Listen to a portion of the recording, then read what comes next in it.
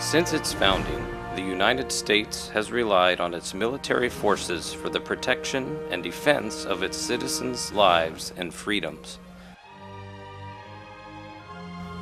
Across all branches, from diverse backgrounds, men and women, young and old alike, have served to support our great nation.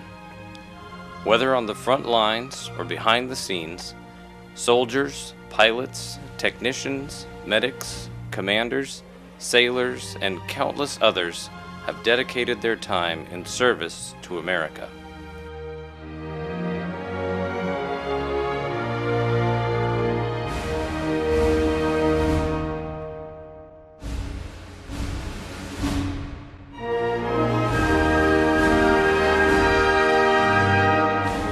Bonner Springs United Methodist Church is proud to honor our veterans, whose legacy of service includes our church and community. These are their stories.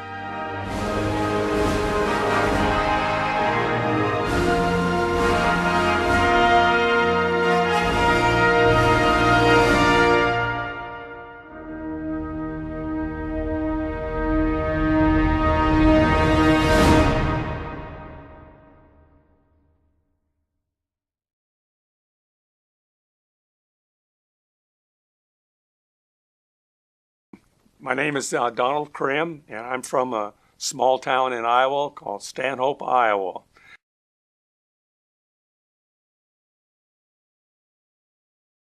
I graduated from Iowa State in November of 1961.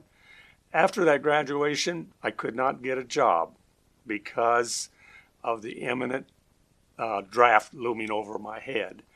And I begged the draft department to draft me, but they delayed because they had so many enlistees that it was not until February of 1962 that I was inducted into the United States Army.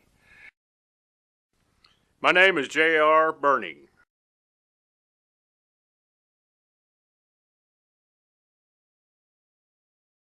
I was going through a rough time. I was bouncing around from job to job and didn't like any of them. And somebody came and said, hey, when you were in high school, all you talked about, or grade school too, was being a career military person. And I said, you're right. And so I went down and immediately enlisted. And that took care of all my problems. Patrick Burning.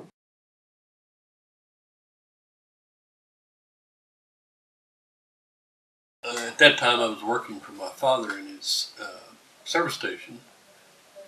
And I got the mail that morning and he saw what the outside of the envelope and I read it.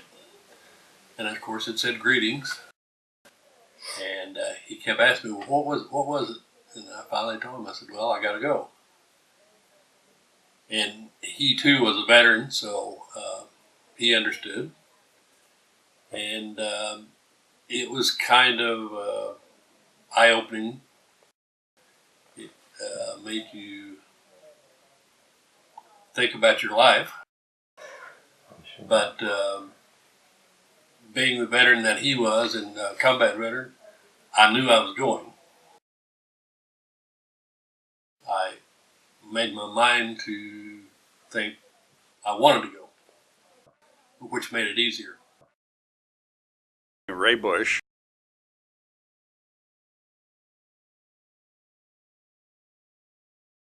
Well, I didn't have a whole lot of direction at the time. I was just finishing up my first year of college and had no idea what I wanted to do. I was just kind of floating around, and I thought, well, you know, this would be an adventure. It'd be different from going to school, and I just decided to do it.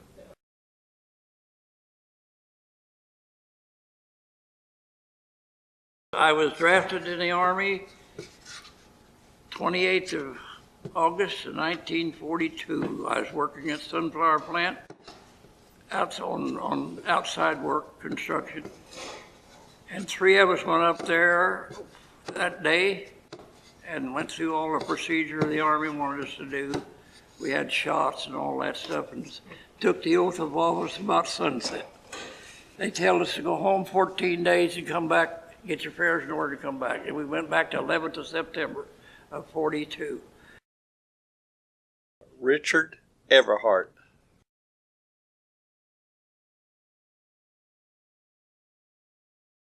At the time, I graduated in 1953 in Bonner Springs, Kansas, and I was going to Findlay Engineering College after school stuff. And so one morning, I picked up the paper and it said, "Further your education, join the Air Force." So I bit and went to enlisted soon after that, and it turned out to be something different. It was not. I was able to further my education. Willard Reamer.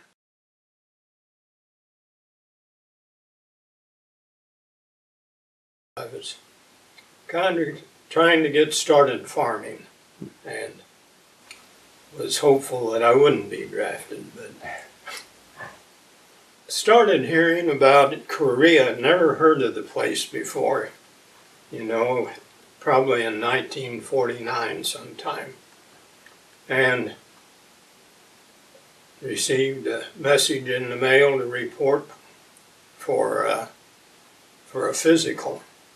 And on August 25th, I believe it was, of 1950, my brother-in-law, who'd just gotten married to my sister the day before, we reported to Carrollton, Missouri, and rode a bus to Kansas City and had our physicals. It was in June of 1951 before I was called. My name, I go by Dean Burley. My given name is Shelton Dean Burley.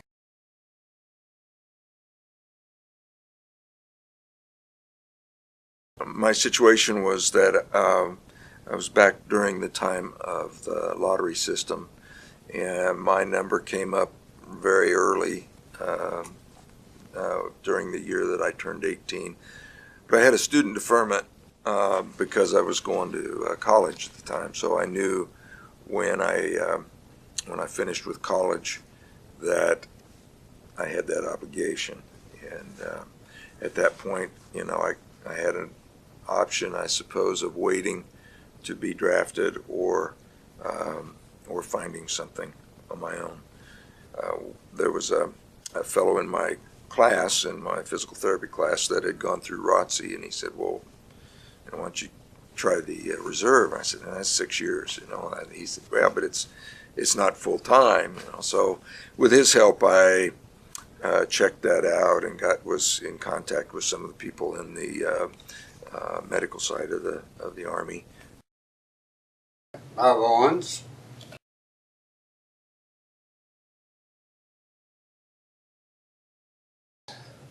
I got my draft notice, so I enlisted. My cousin got his at the same time, and we made up our minds we didn't want to go to the Army, so we joined the Navy.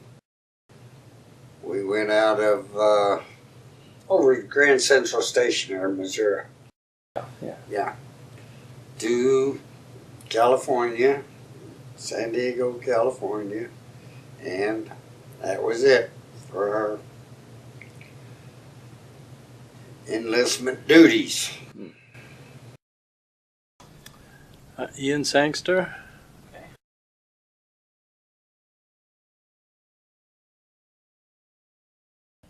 I was in college studying computer technology, and at that time the only degree that you could get in computer technology was a certificate with a degree in business, and I wasn't interested in business. And someone told me that the Navy had really good computer schools, so I joined the Navy to go to computer schools. Roger Shannon.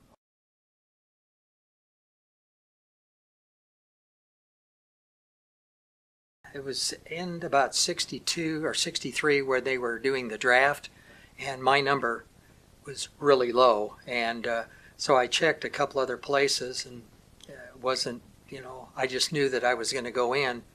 And one of them, I went to the Coast Guard recruiting office in Long Beach, and they said they had a real long waiting list, and I said, while I'm here, I might as well put my name on it.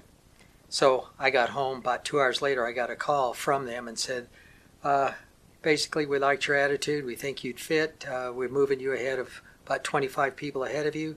Are you interested? And I said, I'll be right down. So I signed it. When I signed, it was when it was the same day they shot JFK. Larry R. Matthews.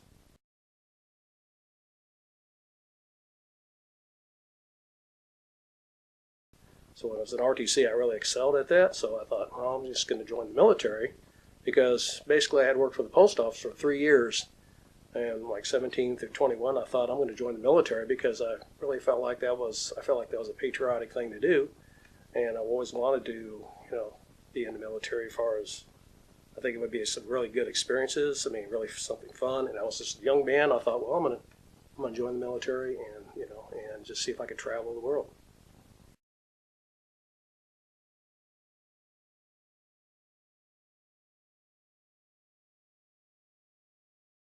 Basic training was in Fort Lost in the Woods, Missouri. It's actually Fort Leonard Wood. It's the only place that I've been to where they haul in rock to put on rock to do your calisthenics. Had my infantry basic at Fort Leonard Wood, Missouri in June, July, and August parts of those months of 1951. Fort Leonard Wood, Missouri, in March, April, and part of May. Being that time of the year, it was cold, it was hot, it was kind of a miserable experience that time of year. I was at San Diego, and it was interesting. I hadn't been on the West Coast before, and to get thrown in with 40 or 50 other, more than that, I suppose, all those other people from all over the country. And so it was an interesting experience. It was hard work.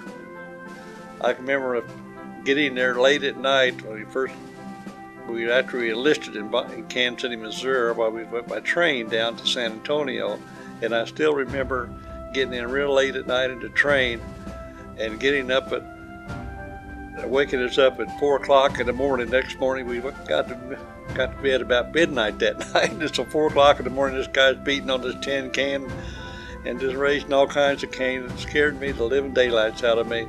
I said, what have I done? Basic training was really about like being a pledge at a fraternity house. So I was used to it. It wasn't any big deal for me.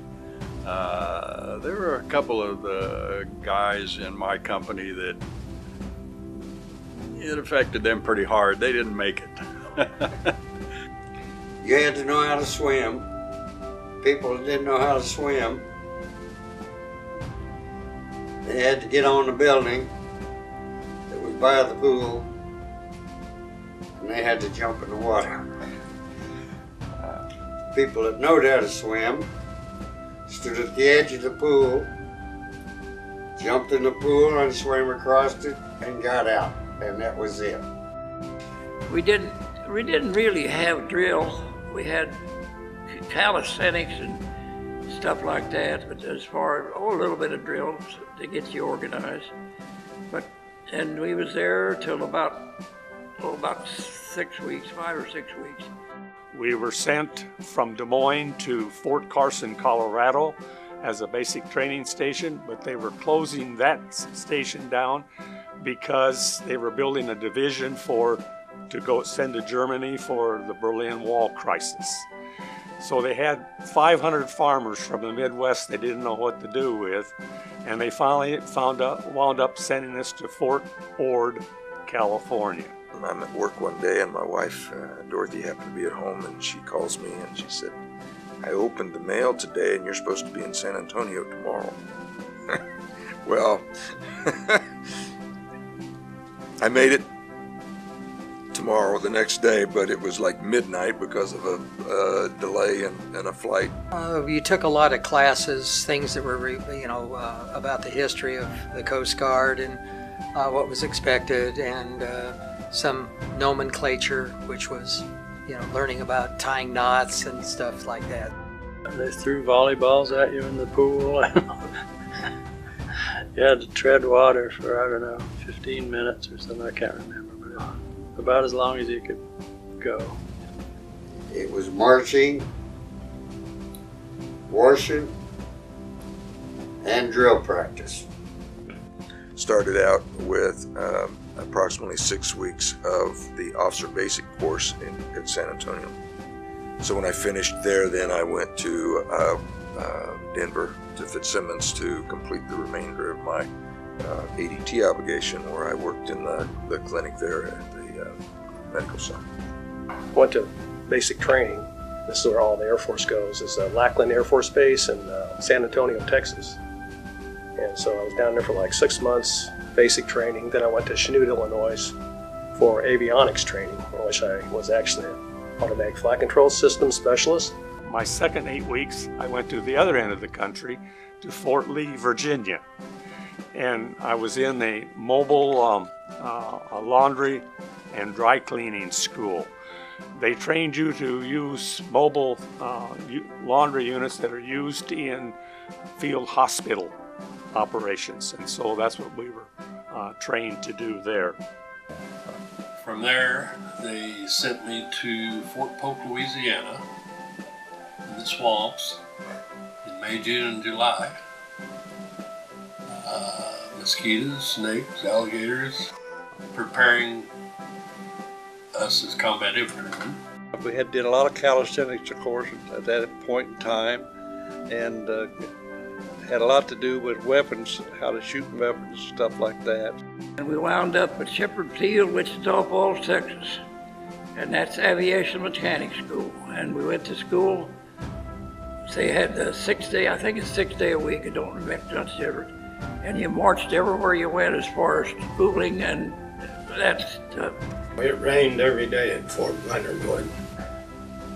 made it real good for the people that were putting us through our training. They loved to see how clean we could get our clothes and our rifle. We never could pass inspection, of course.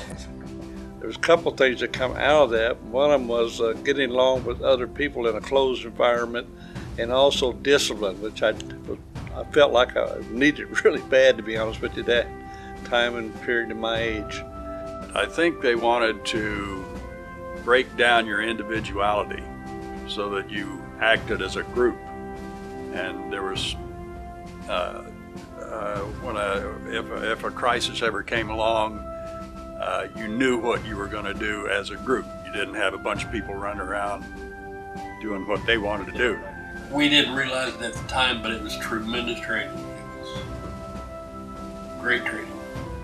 Oh, I had a good time there because I was an older guy than most people. I was 26 at the time. So they called me names, you know, Pop and Grandpa, but I kept up with them. I kind of enjoyed it, to be honest with you. I liked the calisthenics and all the other stuff that went with it, and the training that went with it, different things like that. So I enjoyed it.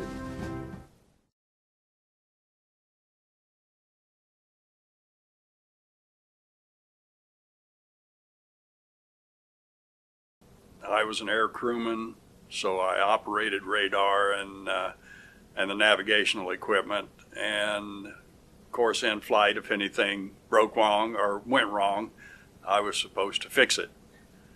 Sometimes I did. Sometimes you can only do what you can do when you're up in the air, you know. If you ever watched the television show or the movie MASH, radar, that's kind of what I was. We knew where to get things, how to get things.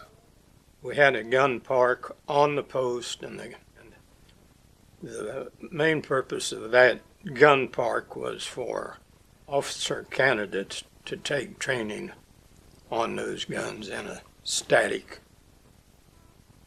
condition. And we would set the guns up for various classes that the officers were doing, and we would sabotage them a little bit so they would figure out what the problem was. Vietnam was in a small airfield in Dong Baten, which was about 10 miles south of Cam Ranh Bay. And we had airplanes, helicopters, the big ones and the little ones. And we had a forward air controller unit there where they'd take off in their small planes and spot for the jets or artillery or whatever. There's people down there, shoot. The most important thing was to destroy and disrupt Hitler's fuel and oil supply. So we were bombing railroad yards with tank cars and all that kind of stuff. Well, I was in a component repair squadron, actually repaired the components that actually the control lamp, and they have gyroscopes and the actual stick, those are part of our system. I was what they call an air policeman. Some of them may call it MPs in the military, but I was stationed, like I say, at Topeka, Kansas, and my responsibility at that point was, when I first arrived there, was working on the main gate and checking passes and stuff for military people coming through the pass and stuff to make sure they were legit, could be on the air base and stuff like that. The Coast Guard cutter Pontchartrain is a 262-foot cutter, and its job and responsibility was what they call the point of no return, which was halfway between San Francisco and Hawaii. They sent me from San Diego, California to Pensacola, Florida, main site. They had me going through the checklist on their planes down there, starting them little boogers up and letting them run for a little bit, making sure they got plenty of gas and oil in it. I worked primarily in the gym area where we worked with rehab. Probably close to 90% of the soldiers that I worked with were amputees. So I worked with these fellows who came back from Vietnam with traumatic amputations. I was sent to a quartermaster post in Mannheim, Germany, and I was assigned to the supply section of that company. I guess after field medical school, I went to work at Long Beach Naval Hospital for 3 months, I think, something like that, for additional training. And then I went to Vietnam, and I was a medic for the Marines for a year. So I was quite fortunate there to work with really the cutting edge of amputee care because of the situation with so many amputees coming back.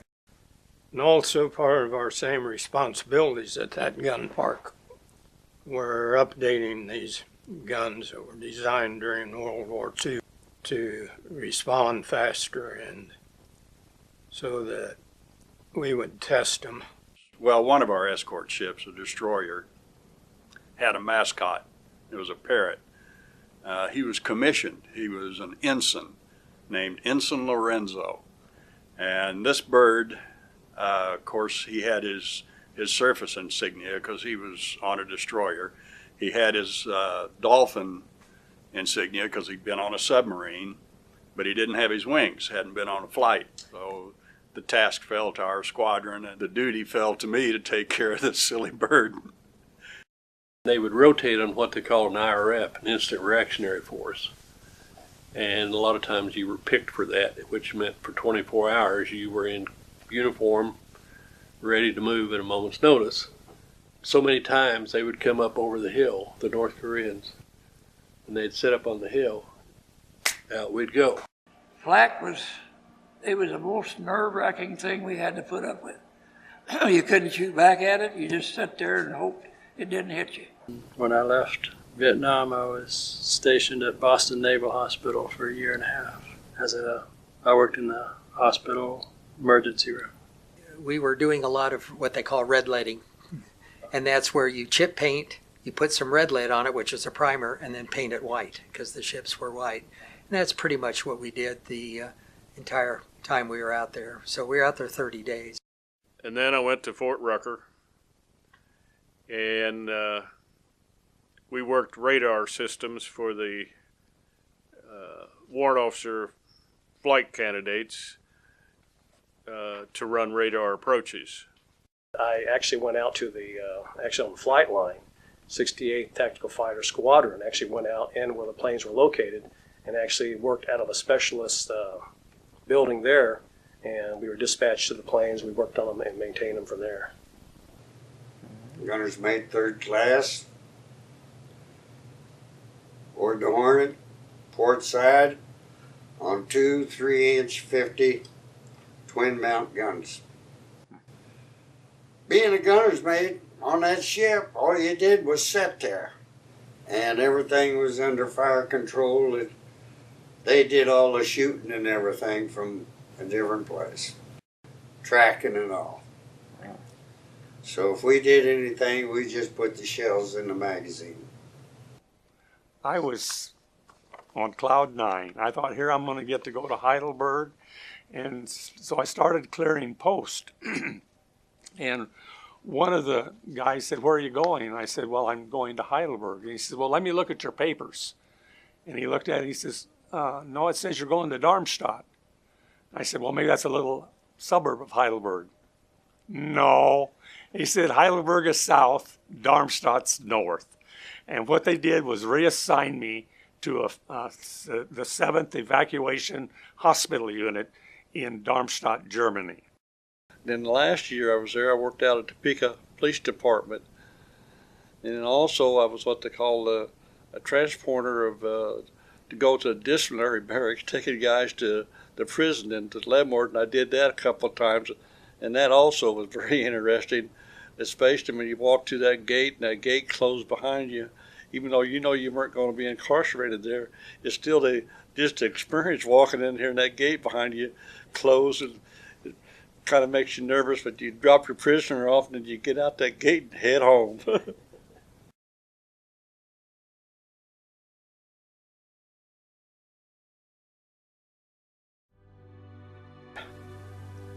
On this firing range that we had out in the New Mexico desert was about 20 miles from White Sands Proving Grounds. And when the weather conditions were right, we could hear those V-2 rockets.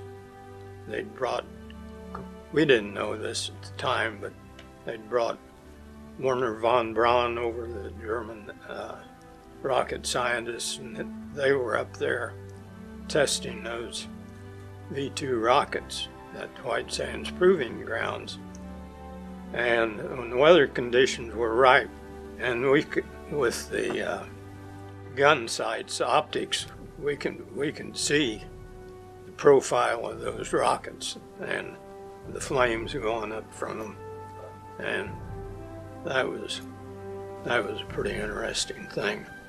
The most interesting part was when Joan Merrimack, who was doing the followed the route of Amelia Earhart, she flew over as I was coming up on midwatch. She flew over the top of us, and we had the spotlight pointing up, and she said, "I can see your lights coming through the clouds," and she says, "Go on ahead and let the Coast Guard, know at Long Beach, and if they want to fly out and follow me in, because I'm feathering one of my engines." So, which she made it, but it was really it was neat.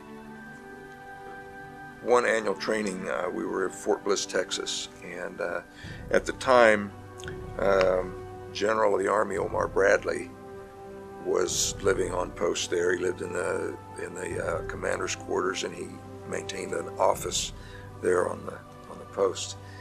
And he was provided physical therapy 3 times a week. And so they asked me if I wanted to go one of the days when they were going over. Well, regardless of your rank, you don't tell a general of the Army anything. So his therapy pretty much consisted of conversation. But it was fascinating to meet one of the 5-star generals from World War II. That was probably one of the most memorable experiences for me. We got deployed overseas to Egypt, Cairo, Egypt, and we got to go over there, which was quite an experience, going overseas and seeing the pyramids and Cairo and just riding a camel, all that. Everything involved was just going to another country like that, which was so primitive compared to the United States. And it was my probably best experience there was not just being there. Once one of the planes flew over, F-4 Phantoms, that flew over, and we were like waiting at the mess tent, and all of a sudden we looked up, and in the distance we saw the F-4 Phantom getting ready to fly over, and basically it was like we didn't realize, you don't know how fast a plane is, jet fighter plane is, till it's like real close to you. It flew over, it's like right above the mess tent, and all of a sudden it hit AB afterburner, which is when fire shoots out the back of the jet engines, and it was like there for a minute, and it was gone in a split second. He was basically showing off because he was a trainer, and he trained the Egyptian pilots, and so he was getting ready to go back to the United States. And so I figured, well, if he gets in trouble, he's going, what can they, he's getting out anyway. It was just one of those, wow, did you see that moments? Kind of made the whole trip just memorable. I would have to say my experiences going overseas, and I know I was in Morocco for quite a while with the experiences of going to town and seeing the dress code and all sorts of stuff, how at that point in time, and also seeing a lot of camels and donkeys I was not used to seeing back in Kansas. And so that was quite an experience. And then also went to a little island called Kwajalein, and it was just a real small base, and I can still remember going there and stopping and landing on the runway and refueling and taking off, and the runway was about a mile long. You went on one end, you landed, and took off the other end. And so that was one experience. I really enjoyed my experiences going overseas, to be honest with you. But I've seen a lot of beautiful country, a lot of strange country. I've seen things that people haven't seen.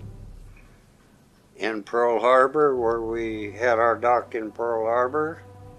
We could go up on the ship deck and look right down, not too far down, and see the Arizona and all, what was left of them. It wasn't all covered over.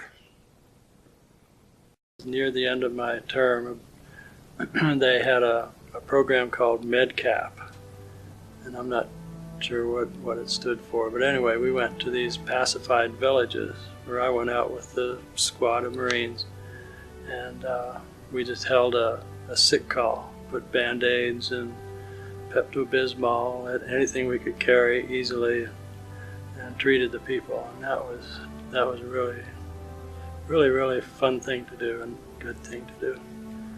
The people at that time there didn't really have even a basic idea of germ theory. I mean, they didn't know they needed to keep cuts clean. so it was really a worthwhile thing for those people to have somebody come out and do stuff. That was very rewarding. We had one helicopter came down from the Trang, and he was checking out this major in country. You got to have an in-country flight check. So they were coming in and landing and taking off, and going around the pattern, coming in and landing and taking off. Well, this one time they landed, but it immediately flipped over, and there were pieces of the rotor that hit our tower base, and they crawled out. The fire truck came down because it was burning. They crawled out, and this major came running up to the tower. He said, "Let me use your phone." And he was just as calm as could be. "Hey, say, we blew up this helicopter. Can you come and get us?" It was really something, you know. Our company commander was a draftee, actually. He was a first lieutenant. One evening, he told me, he said, "Burning," he said, "take my Jeep, my driver, and another person, be armed, and go to division headquarters and pick up a guy that got AWOL.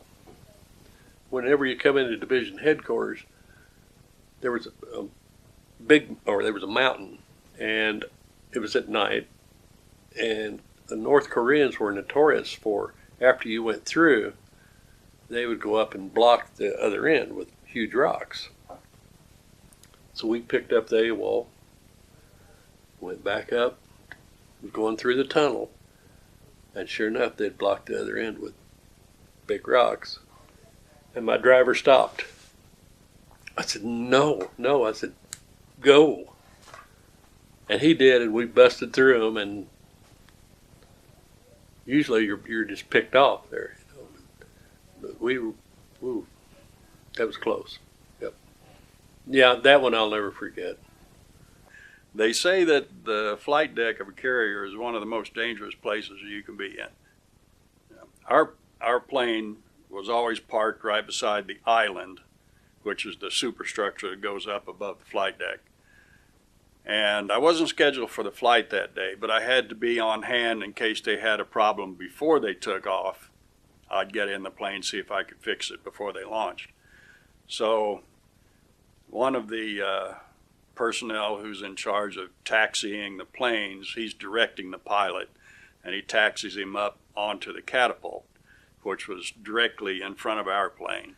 And he taxied him out a little too far, so they had to go almost to 75% power to get him cranked around to get him onto the catapult. But when the jet blast caught me, I reached up and grabbed a pipe that was coming down the side of the island. Well, it was such a blast I couldn't hang on to it. Blew me off of that, and all I could see was the propeller of our airplane, which is turning up. I could just see it coming at me. It was so quick. It was an odd sensation. I just thought, well, this is it. You know, I'm dead. No getting out of this one. About a few feet from when I would have hit the prop, that jet blast just quit, and I hit the deck and slid right underneath the propeller. Now, when our plane's turning up, you got about this much space between the bottom of that prop and the flight deck, and I slid right in the middle.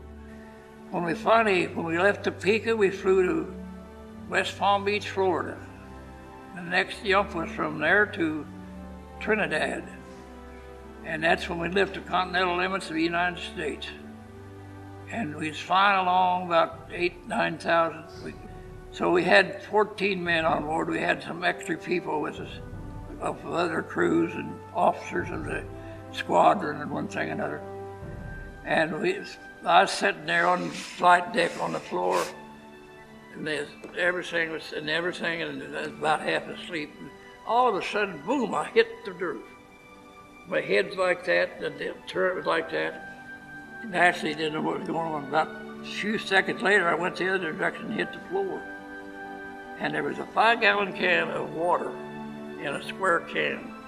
And that thing I was heavier than it, so I hit the floor. And here's this thing. I wish I had a picture of my face at that time. I thought, what in the world is going on?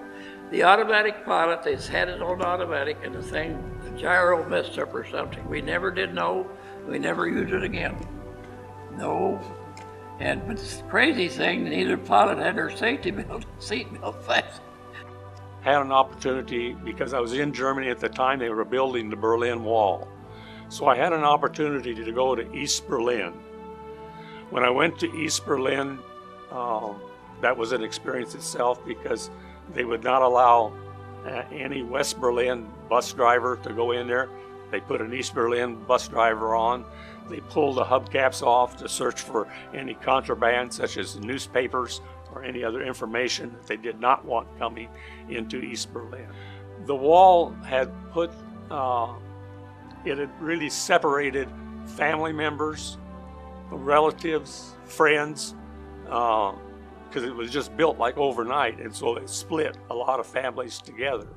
People would stand for hours hoping to see a mother, father, son, daughter, brother, or whatever, in just to get a glimpse of them. It really gave me a greater appreciation of the freedoms that we have here when you see people who have had those freedoms taken away from them.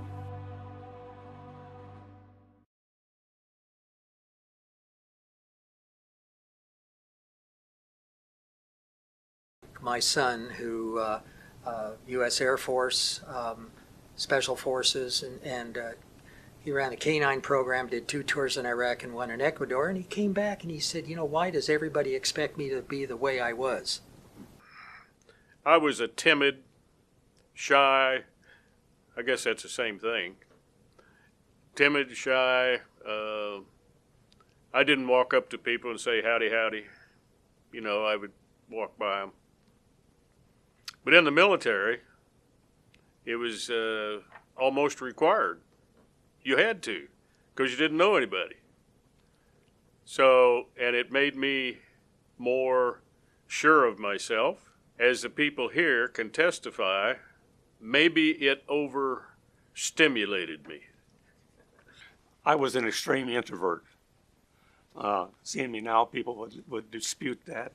But the thing that the Army gave me, they put me into somewhat of a leadership position. And it allowed me to be able to work more with people and to be able to supervise them. I would say one of the things, of course, is discipline, but another thing is I was able to be in charge of, like, my one division. I had 30 to 40 guys I was in charge of, so I had to take care of working with them and being able to do a leadership role. And I've always felt, coming out of the military, I've been able to keep on with that leadership role. I feel it's made a different person to me all the way around. I think I mostly just matured and grew up from being in the military.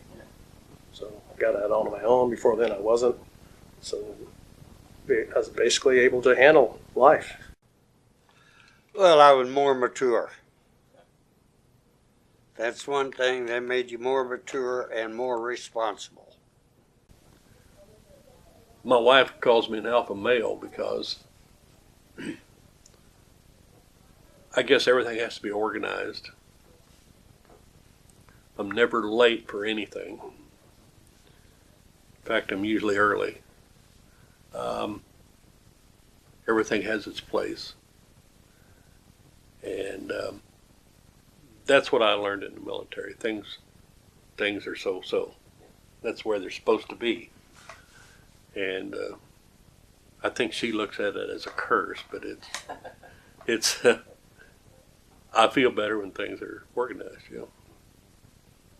I probably became a lot more structured. It makes the world seem a lot smaller to me. You know, I went to places that I never would have probably gone to on my own. Just somebody that was a lot more worldly and experienced, I guess. Just more confident. By the time I was discharged, here I am, I'm almost 25 years old, and so I started thinking, it's time to start thinking more seriously about the future. Before I went in the service, that definitely wasn't in my mind. Changed me? Yes, it did.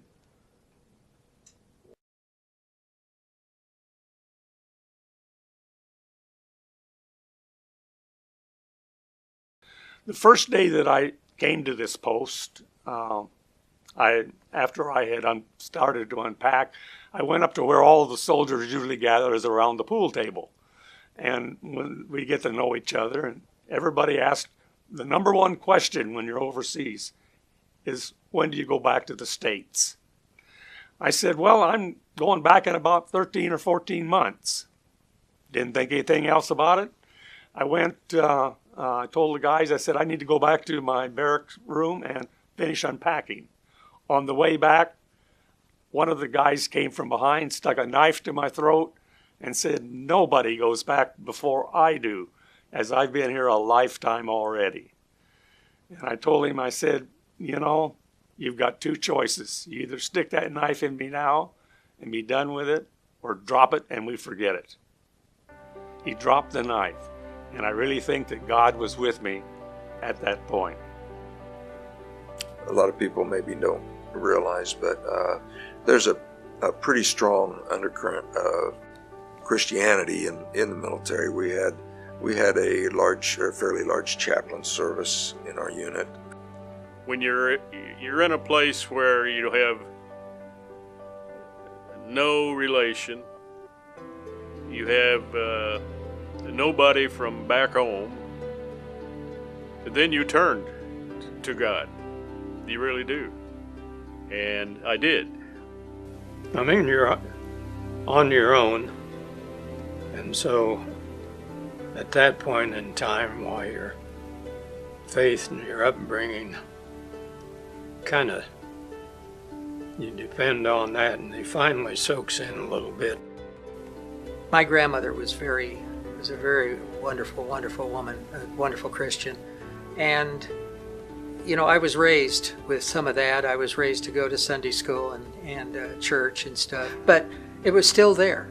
And I think I had that going in, that it was important that, I treated people, with respect. God watched over me through a lot of potentially dangerous situations. I think actually I got closer to God. I don't know whether I'd say it was a scary experience, but you knew it was going to be different. But with your faith, you knew everything was going to be all right, that you would make it. I feel like that I was fortunate, many of us are fortunate, and God was with us, and we made it. You struggle sometimes with some of your beliefs and what kinds of things that some units have to do. It's tough, but you stop and think about, well, everybody else has done it. You can do it, and Yeah, your faith pulls you through, sure. Just being calm and confident when I needed to be, I suppose. I didn't get rattled and turn and run. Made me calmer. I wasn't so uptight. I didn't worry as much. You know, I came to the realization that whatever's going to happen is going to happen. And that's the way it should be. So it played a big part.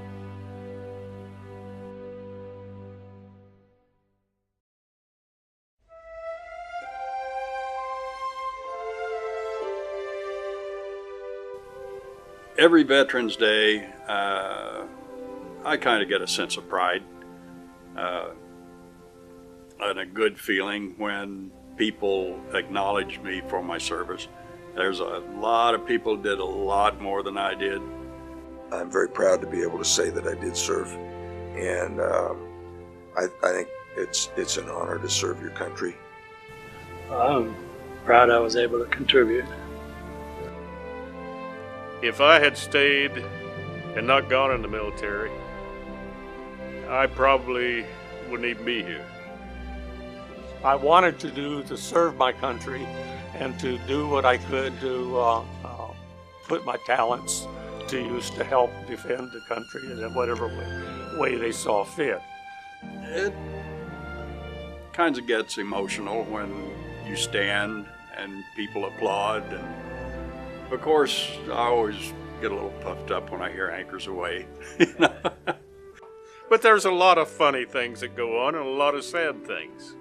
You know, you lose somebody and it's not nice. But overall, my military career was good. Veterans dedicate their life and they sacrifice. You know, they have the courage to do that so Americans can enjoy the freedom that we basically take for granted. But I feel like the real heroes are the ones who are in the cemeteries. They gave the supreme sacrifice. Just being proud to wear the uniform, to be honest with you, and also being able to say that I served, even though it wasn't during a conflict of any kind. I was proud I was able to do it and did do it. Knowing that I was a part of the military and the service and stuff, it means a great deal. And then being able to see others that do serve and being able to thank them for their service. People say thank you for your service, and my answer is usually I would do it again in a heartbeat. Not only for what it did for me personally, but I'm a very patriotic person. And for the love of country, you do these things. But no, I was honored.